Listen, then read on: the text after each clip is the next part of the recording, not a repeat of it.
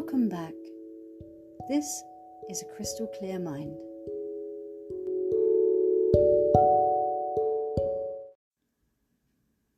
Welcome, my beauties. Well, here we are with another beautiful full moon on its way. This Saturday, 28th of October, we will be able to see the beauty and the awe of the Hunter's Moon. How do you feel that you got on in this lunar cycle? If we take a look back at last month's full moon in September, it was asking us to slow down, to focus on ourselves and our soul's journey. It asked us to pause and to reflect, to evaluate where we were with our plans and manifesting the life that we wish to live.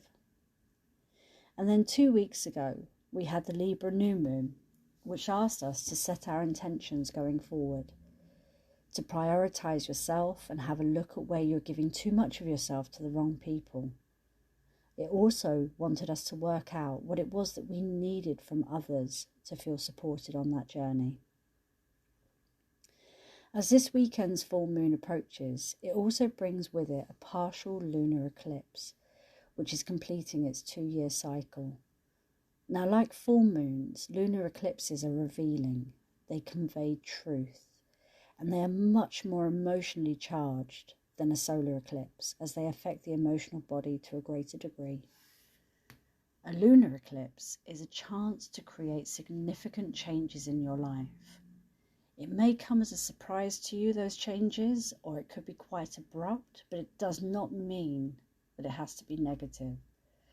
It may be a positive change that brings inspiration to you.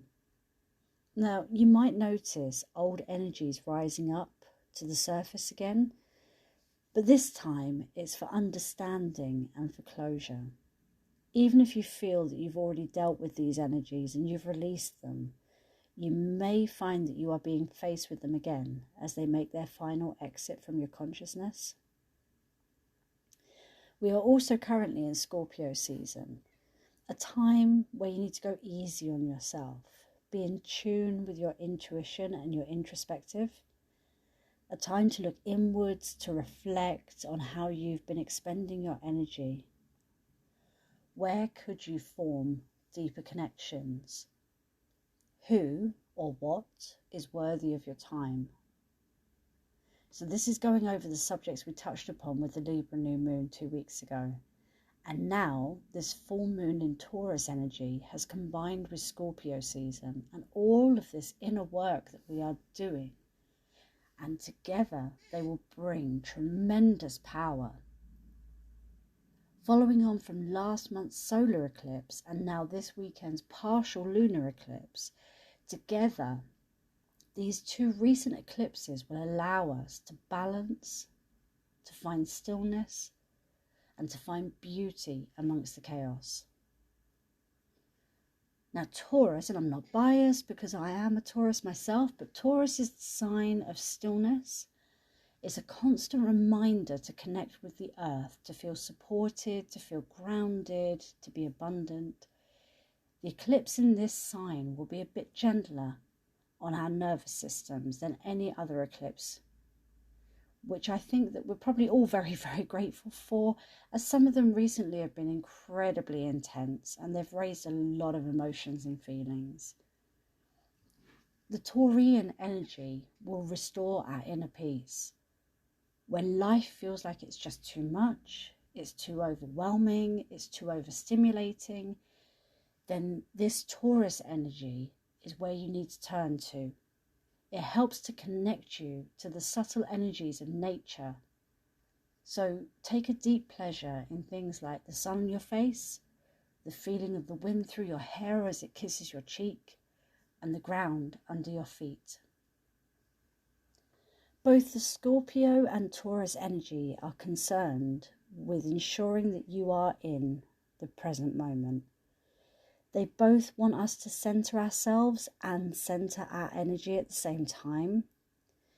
Scorpio achieves this by encouraging us to face our shadows, face our demons. As we wade through that darkness, our traumas, our fears, our pain, we will come to the bottom of it. Now here in the bottom is where we will find a thread that binds everything together.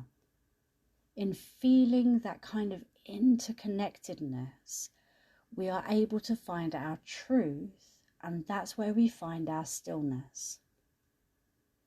The Scorpio side of the energy wants us to experience it all, every up, every down, every joy, every pain that life has to offer you.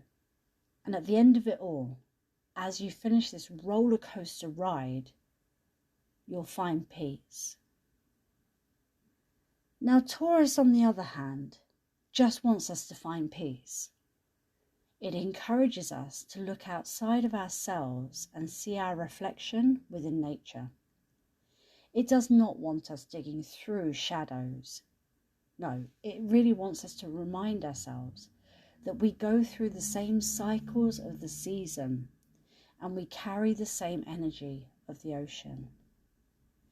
It asks us to seek comfort not through understanding our own energy, but by understanding our place within the energy of the universe. It's not that Taurus wants to blind us and ignore our emotions at all, but rather it just wants us to go beyond that. We are one with everything, and from this oneness, we will find our stillness. We've discussed this before with intense energies. We've got to watch out for those lower vibes, those low vibrations, the ones that stagnate our energy and make us repeat the same patterns. By merely being able to recognize that there is a low vibration, we then have the power to change it through our conscious awareness. We then have the ability to break that pattern, a pattern that has kept us trapped and held down. We then shift our vibration so it can support us and our higher vision. So to watch out for Scorpio's low vibes. These lower frequencies show up when we find ourselves stuck in a loop. We never feel good enough. We're always looking for a way to shift ourselves. Although we may be trying to heal from these cycles, perhaps we miss the opportunity to break free from it. Instead, we continue on the Scorpio low vibe roller coaster, where we can become obsessed with the darker side of life and focus far too heavily on what we and others need to change instead of focusing on what already exists that is positive. So if you find yourself stuck in that place, pause, reflect back to appreciate where you have been and who you've been before. I want you to reflect on every version of yourself through your life. And then, when you're ready, ground yourself in the present moment and just be still. Give yourself the permission to be who you are right at this moment now, without feeling the need to work on anything. And likewise, Taurus has its own low vibrations. All energy does. So the lower vibrations of Taurus cause us to look outside of ourselves, to tangible resources, but not those of nature, which is where it really wants us to be when it's in a high vibe mode.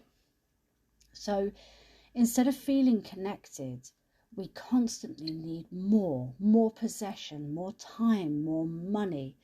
We feel anxious about what we lack, kind of a keeping up with the Joneses kind of experience. This can lead to addiction to spend, addiction to buy, addiction to own, and addiction to purchase. It never feels enough, and it never makes us feel connected.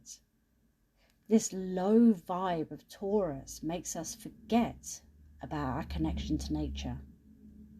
It will make you feel completely unsupported, and it will leave you feeling insecure. We have a tendency to forget about our inner resilience, and it fools us into thinking that we need to rely on external conditions to make us feel better. If you find yourself stuck here, or you are aligning with this low vibe Taurian energy, Just take a moment to observe the behaviour that causes it. Are you maybe checking your bank balance a bit too often? Do you feel insecure about your place in the world? Do you feel worthy of abundance that is your birthright?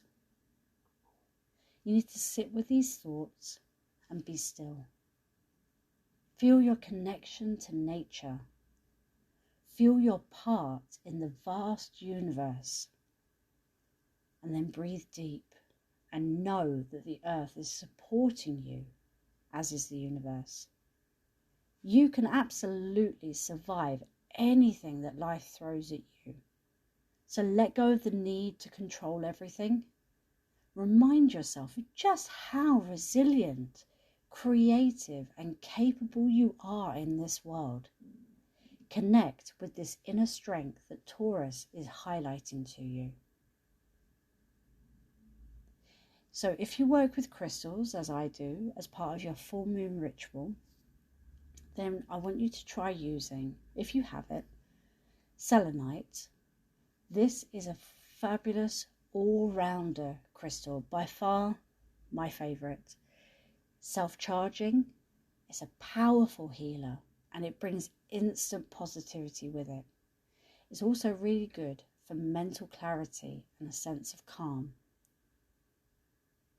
Try using lepidolite, known as the peace stone, and work with this crystal for its inner peace, its nurturing and its calming properties. Work with rose quartz as well, because as Venus is the planet of love and pleasure, it's also the ruler of Taurus, so we're in that Taurus full moon energy. Use the rose quartz to amplify those loving energies. It's all about unconditional love and kindness and beauty, and it brings it into your life. So whatever your ritual for the full moon is, take care of yourself. And all of these energies are definitively telling you to just think of what you need, be still, be present in this moment, feel it, feel all of it, but stick to the high vibe and work yourself out of that low vibe energy. So release all old energies, old vibes, old behaviours, old patterns that no longer serve you, as we always do every full moon. And use this lunar phase to be still and to just be you, because you are completely worthy of it all. Until next time, my loves.